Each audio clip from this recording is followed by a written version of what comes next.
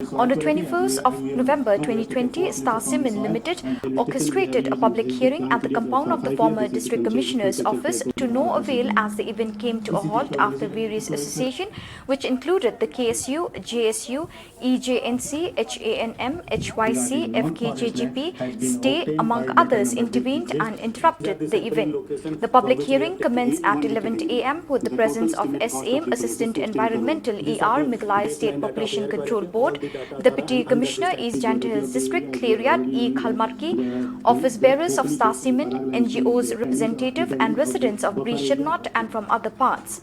The pandemonium, mayhem, disorder and disarray took place before the public hearing even began, and it was reported that the cause of the disruption was due to denied entry of all members belonging to different associations except for the respective representative. Thereby, the members charged by stone pelting the compound, wherein it was learned that 7 police personnel, both male and female, were wounded along with few members from different associations.